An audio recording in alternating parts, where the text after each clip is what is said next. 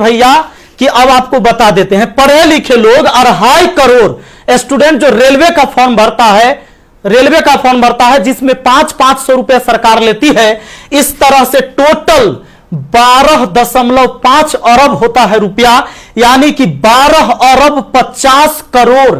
बात समझ में आ रहा है? हमें समझ में आ रहा है, क्योंकि मैथ का मैं टीचर हूं तो मुझे समझ में आता है। हमारा गांव में 5 रुपए ब्याज चलता है मोदी जी, 5 रुपए सैकड़ा महीना का ब्याज चलता है। 3 रुपए मान लेते हैं कि मोटा रकम है तो 3 रुपए। अब 3 रुपए से हमने निकाला 3% से महीना का, क्योंकि महीना में ब्याज चलता है गांव में, तो इस तरह से 12 महीना में 12 3 36% हुआ, 2 साल में 72% हुआ, और ये 12.5 अरब का जो ब्याज हुआ वो 9 अरब हुआ। 2 साल आप लटका दिए रेलवे वाला फॉर्म भरवा के लड़का सबको 500 रुपया लेके। अब आप कहिएगा कि एग्जाम के बाद तो हम पैसा लौटा देते हैं, लेकिन बात यहां यह है कि पैसा तो आप लौटा दीजिएगा, 100 रुपया रख लीजिएगा, 400 लौटा दीजिएगा, लेकिन 2 साल में आपने बिजनेस कर लिया है 9 अरब का। भैया बहुत होता है 9 अरब, कोई साधारण बात नहीं है। अब देख लीजिए, आप कहेंगे कि इतना बकर बकर कर रहे हैं, भाई गरीब आदमी है। जब मेरे अकाउंट में केवल 1,23,000 रुपया था ना, तो 1 लाख रुपए हम पीएम केयर फंड में दिए थे। काहे जानते हैं?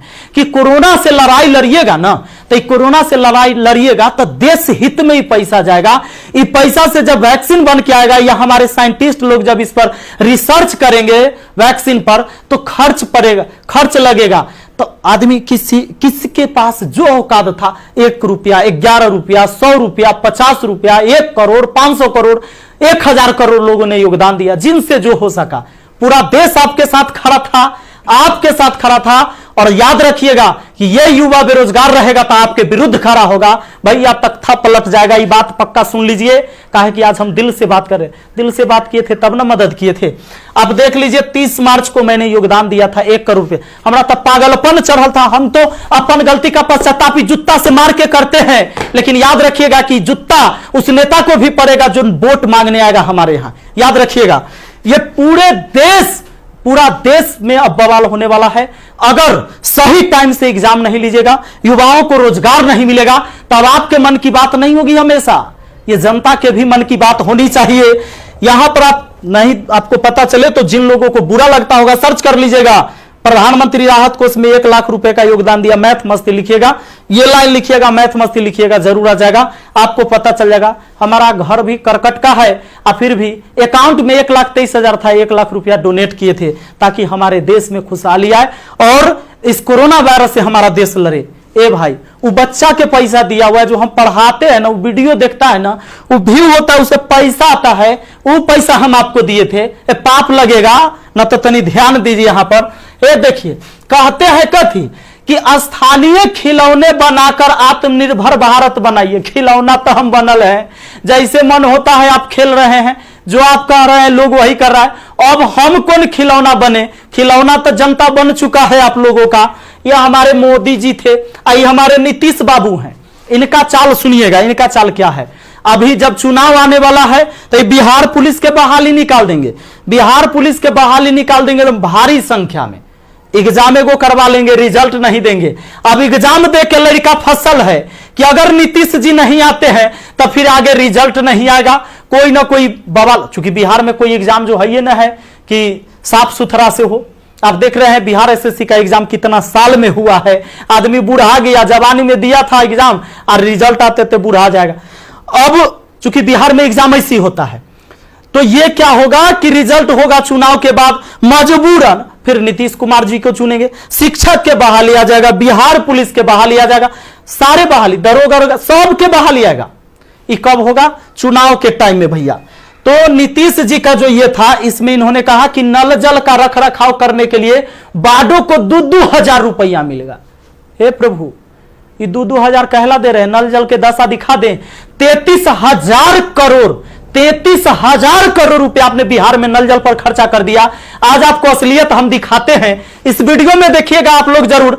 इस वीडियो को इतना शेयर करिएगा कि मुख्यमंत्री से लेकर प्रधानमंत्री तक पहुंचना चाहिए, बिल्कुल पहुंचना चाहिए कि हमारे जहां से हम हैं वहां की स्थिति आपको दिखा देते हैं कि नल जल का स्थिति क्या है। बेरोजगारी तो भैया आपने ऐसी पहुंचा दिया है यहां पर कि लोग अब कुछ करने लायक नहीं है। आप अगर आत्मनिर्भर बनाना था, खिलौना बनाना ही था, ये कहेला पढ़वा रहे, शुरू से खिलौने बनवाते। कहेला 500-500 रुपया लेके फॉर्म भरवा लिए और 2 साल में 9 अरब आप ब्याज कमा लिए। प्रभु क्षमा कीजिए, प्रभु इस पर कोई उपाय कीजिए, वरना आपकी तख्ता पलट जाएगी। और सारे विद्यार्थी, जितने भी छात्र हैं, मैं आप सबसे अपील करता हूं, इस वीडियो को शेयर करिए, जितना ज्यादा शेयर हो। और सारे एजुकेशन चैनल वाले जितने भी, चूंकि आपकी मीडिया नहीं दिखाएगा, विद्यार्थी का दर्द कोई नहीं समझ पा रहा है, वो वही चीज दिखाएगा जो सरकार चाहती है। हमारे सारे भाई बंधु जितने भी वाईफाई स्टडी एग्जामपुर है, अभिनव शर्मा है, राकेश यादव सर है, जितने भी लोग हैं जो भी वीडियो बना रहे हैं, बहुत अच्छा कर रहे हैं। सभी को हाथ जोड़कर तहे दिल से मैं धन्यवाद देना चाहूंगा, क्योंकि ये विद्यार्थी, इस विद्यार्थी जो बेरोजगार है ना, उसी के वजह से हमारा रोजगार है, यही बात सच्चाई है। और इसीलिए हम इनके लिए लड़ेंगे, चाहे जो हो जाए। धरना प्रदर्शन होगा, पूरे देश में धरना प्रदर्शन होगा। और जहां ये 2.5 करोड़ विद्यार्थी सड़क पर उतर गया, तो सुन लीजिए, ये बिहार से लेकर दिल्ली तक हिलेगा, ये बात निश्चित है। एक साथ हम हैं, सबके साथ हैं। सारे छात्र आंदोलन करने के लिए तैयार रहिए। एसएससी टाइम से एग्जाम नहीं लेती है।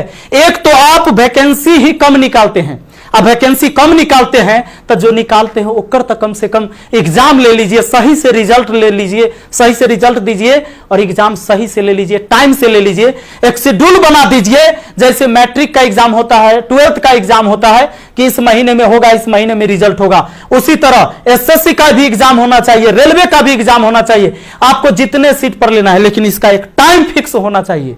कितने इस महीने में एग्जाम होगा, इस महीने में रिजल्ट आएगा, इस महीने तक ज्वाइनिंग होगा, ताकि अंधेरे में लोग ना जिए। हे प्रभु, ये पाप लगेगा अगर इस युवाओं के साथ गरीब के बच्चा ना जनरल कंपटीशन के तैयारी करता है, आर्मी के तैयारी करता है, गरीब के बच्चा जाता है। कम से कम एकरा साथ इतना अन्याय ना कीजिए। ये पाप का घड़ा भर चुका है। मैंने अपने सर पर जूता मारा है। अगर वोट मांगने मेरे एरिया में आइएगा, हम जूता मारेंगे आप लोग को, ये बात पक्का कह देते हैं। आई वीडियो शेयर होना चाहिए। आप सबको इस बात के लिए मैं कहना चाहूंगा कि आप शेयर करिए, इस वीडियो को पहुंचाइए, जहां तक हो सके इसको पहुंचना चाहिए। और हर व्यक्ति आपसे हाथ जोड़कर विनती है कि हल्ला बोल ये नारा लगाइए और सब लोग पहुंचाइए, सब लोग वीडियो बनाइए, जितने भी एजुकेशन से जुड़े हुए हैं। क्योंकि कोई मीडिया वाला आपको दिखाने वाला ये नहीं है। और बस यही बात कहना चाहेंगे और जल्दी आग के तरह इस वीडियो को फैलाइए। और ज्यादा कुछ नहीं बोलेंगे। बेरोजगारी इतना बढ़ गया है कि आप सब कुछ समझ ही रहे हैं।